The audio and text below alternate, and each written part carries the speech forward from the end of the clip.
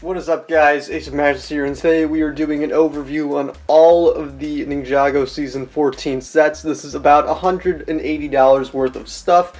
Now, normally I would just do a quick overview, but since I am not actually going to review any of these sets, I'll kind of look at them individually. I'll go from my least favorite to the favorite, so let's get started.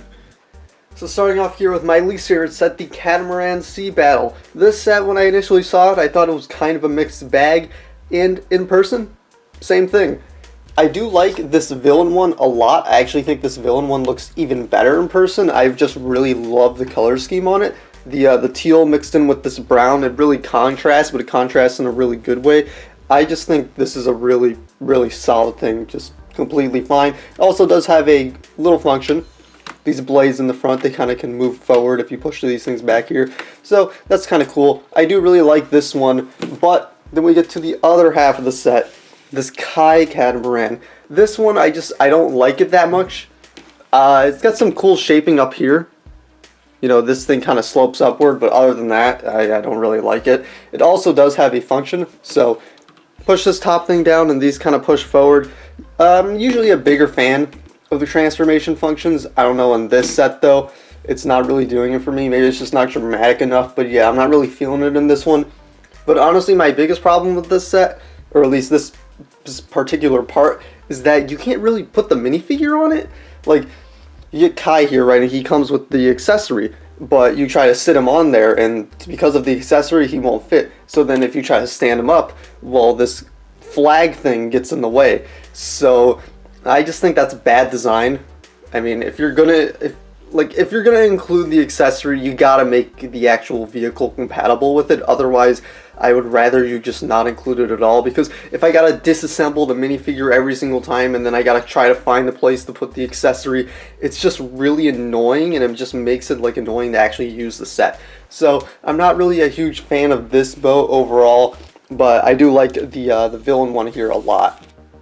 Now, this is my favorite set when I initially saw it in the pictures, but having it in person, my opinion has changed a little bit. I still think it's a fundamentally really solid set. You've got the suspension back here, which I think is really good.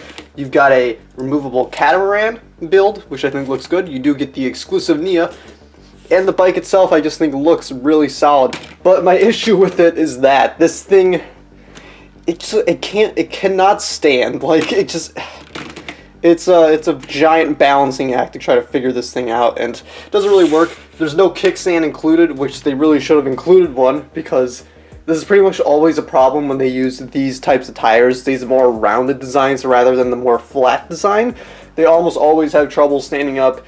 A similar set that had a problem like this was the Boulder Blaster from way back in Possession, but that one you actually had a little bit of a kickstand implemented. This one, there's nothing of the sort, and so, I mean, if you can't get your bike to stand, that's like the most basic of basic design things that you really should have accomplished. So yeah, for that reason, I'm not really big on that. If this set could stand, it might be my favorite still. I don't know for sure, because it's really solid otherwise. I mean, it's fundamentally like really good, except for the fact that it sucks at standing. But yeah, it cannot stand. So for that reason, it's not that great to me. The Keeper's Village, I think, is a really, really good set. It's kind of split up into 3 sections, and they all kind of move about, so you get a lot of access to the interior and all that. But all these sections, I think, individually by themselves actually look really good. I just think this is a really solid set. I don't really have anything to complain about. My initial impression was that I thought it looked a lot like the Journey to the Skull Dungeon, and yeah, that impression still kind of holds up, especially if you ignore this half. If you look at just from here up into the Dragon Head, it's a lot like that set. But I like that set a lot, and I like this set a lot. Honestly, my least favorite set about this is that you got this totem guy up here. I just think the set will look better if he wasn't there. I know, like, he's kind of one of the giant villains of this wave, but I mean, I don't know, personal preference just tells me the set would be better if it just wasn't there at all. But that's just me. Overall, though, I'm a big fan of this set. Don't really have any major problems with it. Then we have my favorite set of the wave, the Jungle Dragon. If you saw my initial ranking video based on the pictures, I was not a huge fan of the set, mainly because I didn't like this head, and I still kind of stand by that a little bit. I don't really like the tongue at all. I mean, I think it would just look better without the tongue, which, by the way, the brand new Water Dragon set coming out this summer, they're going to get rid of the tongue and use this head, so that's cool. But otherwise, I think it looks pretty good. It's got a lot of nice detailing scattered throughout. There are a ton of stickers, which, I mean, I'm not a huge fan of, but I think they make it look better. I like the teal color scheme mixed in with the gold. I think it's just an overall pretty solid set. Also, Zane's little catamaran as a side build I think is pretty cool too. So I don't really have any problems with it. I just think it's all around pretty solid. So overall, this is definitely just a pretty average wave. I mean, there aren't really any major standout sets here. If I had to choose a standout, I would probably say the Keeper's Village, even though that isn't even my favorite one.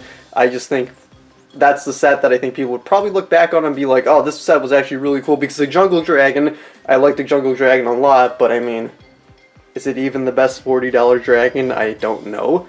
I mean, I think there's definitely an argument made to say that it's not. I mean, Master Wu Dragon's probably better, Titanium Dragon might be better. I mean, yeah, that one's it's a little bit more difficult, but Keeper's Village I think definitely is probably the one that people will look back on and say, yeah, this was the standout set from that wave. Otherwise, though, it's just pretty average. Lloyd's Jungle Chopper, if it could stand, I'd like it a lot more, but it can't. And I mean, like I said, that should be fundamental design. Your bike should be able to stand. And then Catamaran Sea Battle, biggest set of the wave, $70, but half of it's kind of a disappointment. I mean, that one half is pretty good, but still, I mean, if you got a $70 set and you missed on half of it, yeah, that's not that great. So overall, it's a pretty solid wave. It's definitely not the greatest wave ever. I don't know if I can really say that you would be missing out that much if you didn't get any of these sets.